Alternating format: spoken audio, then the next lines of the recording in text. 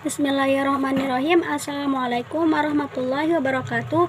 Perkenalkan, nama saya Laila Nur Safitri dari kelas BAI 4C. Di sini saya akan menjawab beberapa pertanyaan dari teman-teman semua tentang materi menghindari minuman keras, judi, dan pertengkaran. Baik, pada pertanyaan pertama, yaitu bagaimana cara menasehati orang tua yang berjudi. Ada beberapa cara. Yang pertama, mengajak berbicara dengan cara yang sopan atau menggunakan bahasa yang halus dan lembut, dalam artian menggunakan perkataan yang baik. Yang kedua, meminta bantuan kepada orang lain yang terdekat atau yang dipercaya oleh orang tua untuk menasehatinya. Dan yang kedua adalah mendoakan mereka agar diberi hidayah oleh Allah Subhanahu wa Ta'ala, karena dengan izinnya hati seorang yang keras bisa berubah menjadi lunak. Baik, pada pertanyaan yang kedua, yaitu bagaimana cara mengatasi tawuran antar pelajar di sekolah. Ada beberapa cara. Yang pertama, hendaknya pihak sekolah membuat peraturan yang tegas. Misalnya, ketika ada siswa atau siswi yang terlibat dalam tawuran, maka konsekuensinya adalah dikeluarkan dari sekolah.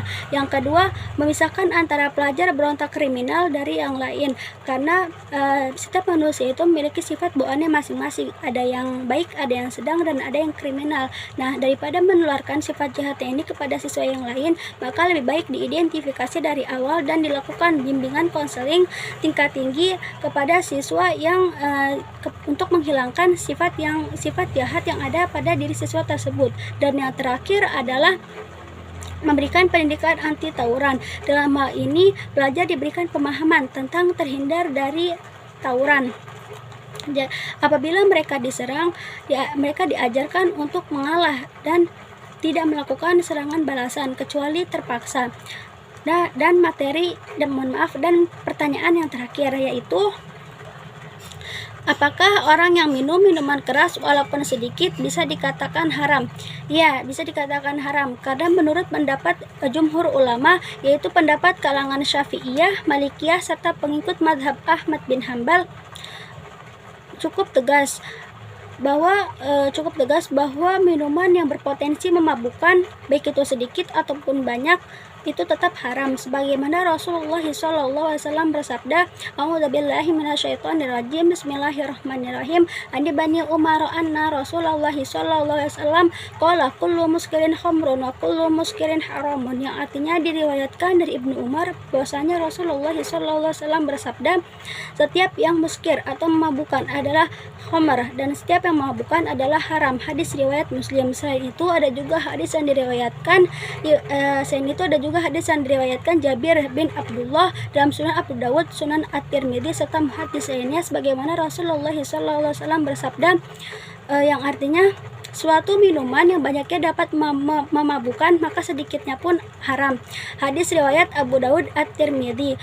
Melalui dua hadis tersebut, jumhur ulama berpendapat bahwa minuman yang memabukkan adalah haram, apapun jenisnya, berapapun kadarnya, serta apakah minumnya sampai mabuk atau tidak.